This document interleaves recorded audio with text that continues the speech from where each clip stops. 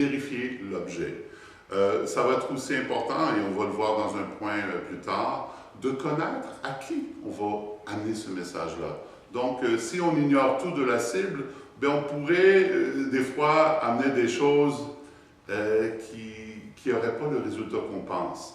Donc, par exemple, des fois, il peut y avoir dans une culture une certaine interprétation d'une expression qui ne serait pas la même dans une autre culture.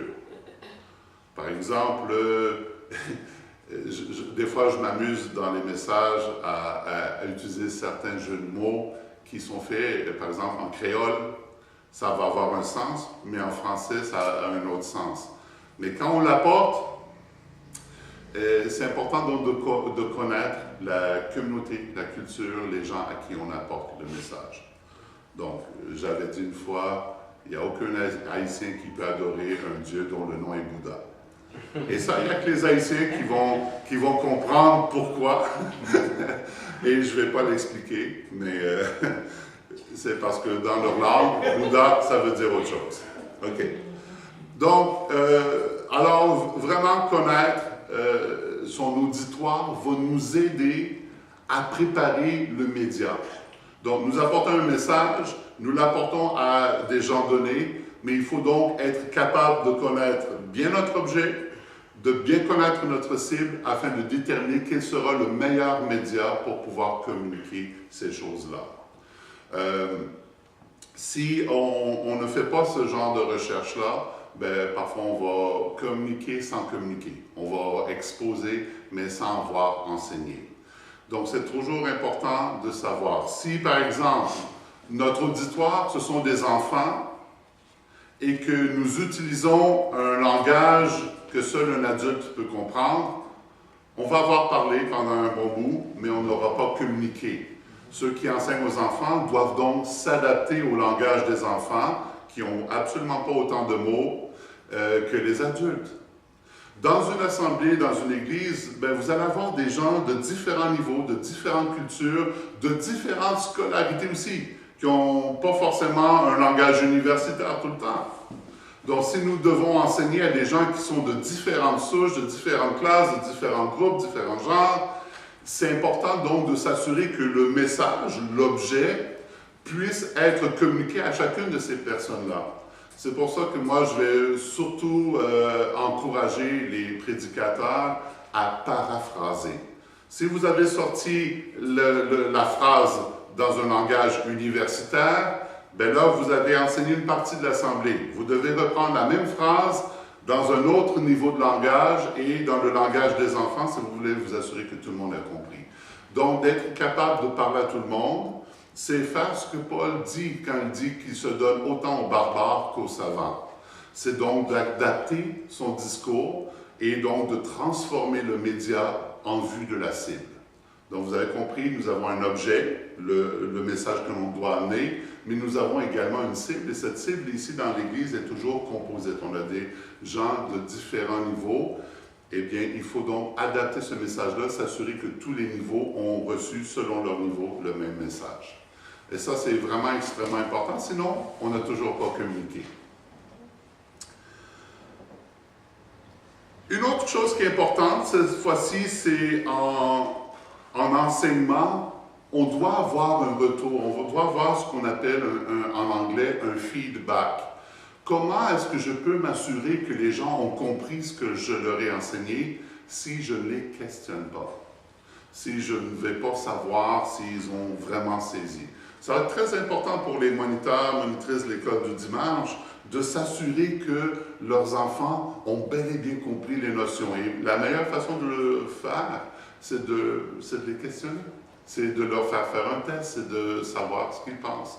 Lorsqu'on fait une prédication dans une église, c'est plus problématique parce que on va interrompre souvent si on fait des questionnaires à chaque point qu'on amène.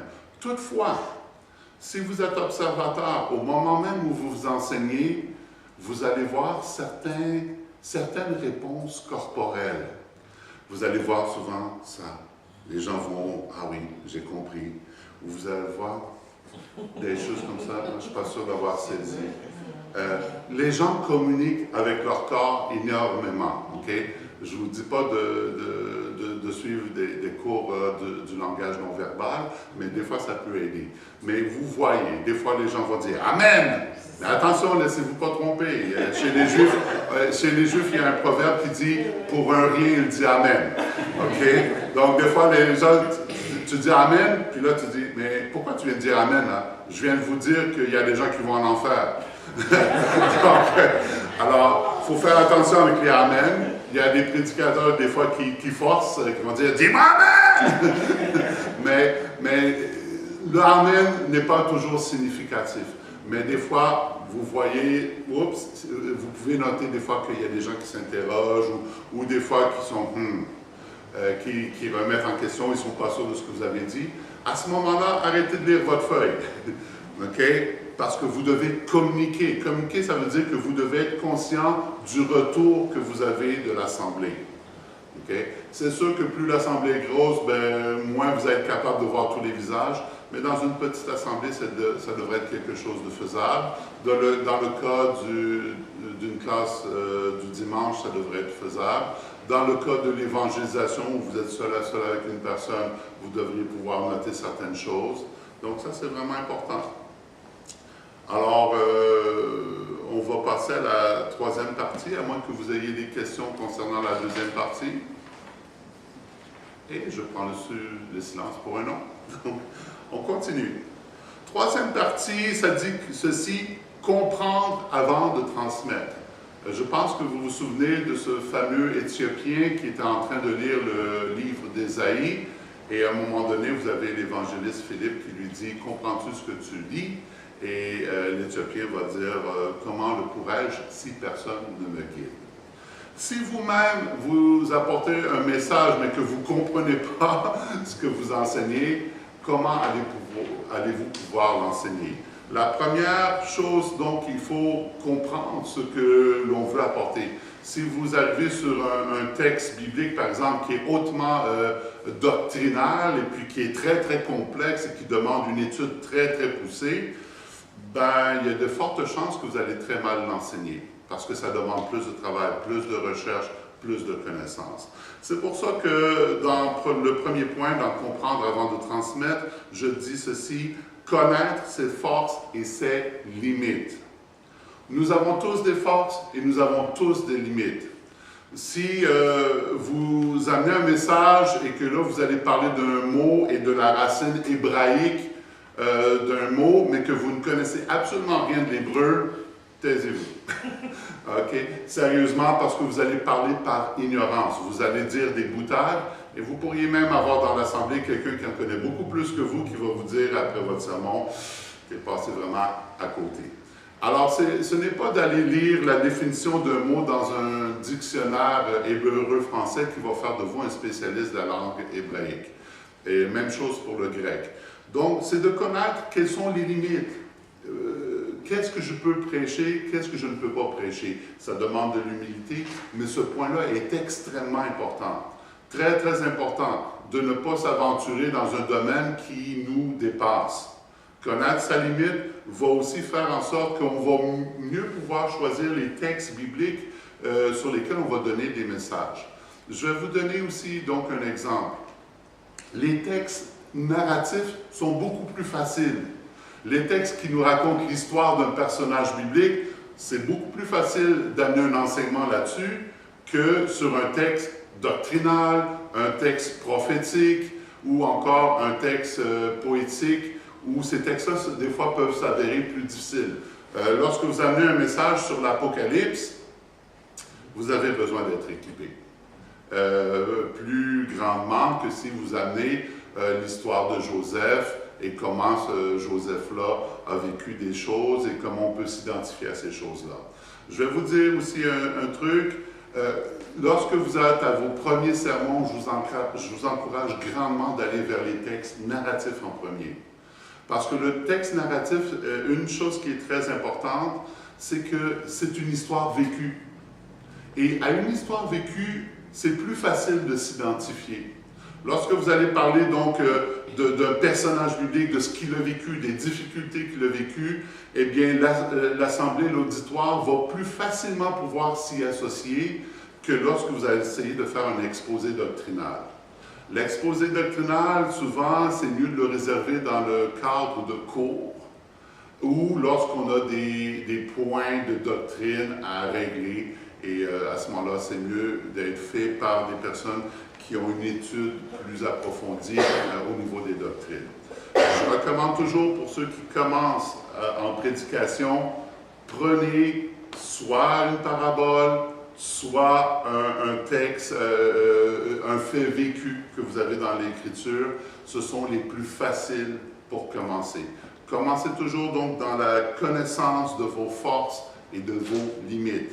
Parce qu'avant de pouvoir faire des exposés doctrinaux, ça demande une plus grande profondeur et une plus grande maîtrise de l'Écriture. Ça, c'est garanti. Et ce n'est pas forcément les messages les plus motivants. Les exposés doctrinaux, souvent, ça nous donne le goût de dormir. Okay? Et ça demande souvent énormément de citations de versets ici et là pour montrer que l'ensemble de la parole de Dieu est cohérente avec cette doctrine-là. Donc, grosso modo, lorsqu'on commence à prêcher, bien important donc de savoir ici choisir le texte. Bien choisir le texte est extrêmement important et pour cela, on doit toujours le choisir en fonction, de notre prière, d'une communication de Dieu, mais aussi en connaissance de cause, en connaissance de nos forces et de nos limites. Si nous sommes capables d'aller avec une bonne connaissance des langues originelles, on peut à ce moment-là se permettre de faire certaines citations de ce côté-là. Mais si ce n'est pas notre champ, on n'est pas obligé de le faire. Généralement, nos traductions sont assez bonnes et le sens qui s'en dégage est assez bon. Le point 3, c'est ici, chercher de l'aide. Okay? Il n'y a rien de plus fâcheux qu'une personne qui ne connaît pas grand-chose et qui pense tout connaître. Nous connaissons partiellement et il y a des gens qui étudient la Bible depuis beaucoup plus de temps que nous et qui en connaissent nettement plus que nous. C'est pour ça que l'utilisation donc de commentaires bibliques avec des gens qui sont imbus de la Bible et qui sont des spécialistes, des docteurs en la matière, ben c'est bien de voir ce qu'eux ont à dire sur le passage qu'on est en train d'étudier. C'est important de savoir aussi s'il y a des mots que l'on ne connaît pas ou des expressions que l'on ne connaît pas. On n'est pas sûr du sens de telle ou telle chose ou tel mot. Bien, il y a des dictionnaires bibliques qui existent pour cela et qui vont nous donner une mine de renseignements utiles. Toutefois, lorsque vous le communiquez aux autres, de lire un dictionnaire biblique, c'est mortellement ennuyant. Vous devez donc, à travers votre étude, dégager l'essentiel et toujours se rappeler que vous devez faire un avec le message. Donc, plus vous avez de choses compliquées à exposer, ben, moins vous allez faire un avec votre message. Votre message devrait toujours donc être simple et simplifié afin de pouvoir le mémoriser. Chercher de l'aide et donc simplifier. Simplifier afin de rendre le message accessible. Si je parle à un langage, à un niveau, mais que la personne, ça lui passe au-dessus de la tête parce qu'elle n'est pas capable de comprendre le niveau ou les choses que je lui enseigne parce qu'il y a trop de concepts, ben, je n'aurai pas communiqué. Je vais avoir étalé ma connaissance ou le résultat de mon étude, mais je n'aurai toujours pas communiqué parce que la personne à qui je parle n'aura pas pu comprendre ce que je lui disais. C'est aussi donc important, après avoir simplifié, de mémoriser autant que possible. Pourquoi? Parce que lorsque nous mémorisons, c'est ce qui nous aide à faire un avec le message. Lorsque nous avons mémorisé la structure aussi, on n'est plus prisonnier de la lecture d'un texte qu'on aurait imprimé sur une feuille. On est vraiment plus soucieux donc de communiquer. Le message est en nous et on le maîtrise. Il est donc avec nous, il fait un avec nous. Et pour ça, donc, ça demande de s'exercer, de mémoriser. Vous devriez toujours connaître par cœur la structure générale de votre message et de vous aider à l'aide de vos feuilles, de vous en servir comme aide-mémoire, mais non pas comme substitut. Ça, c'est vraiment important. Donc, lorsqu'on a des notes pour un sermon, ça ne doit pas remplacer votre communication. C'est là pour vous aider, pour vous donner une structure, de vous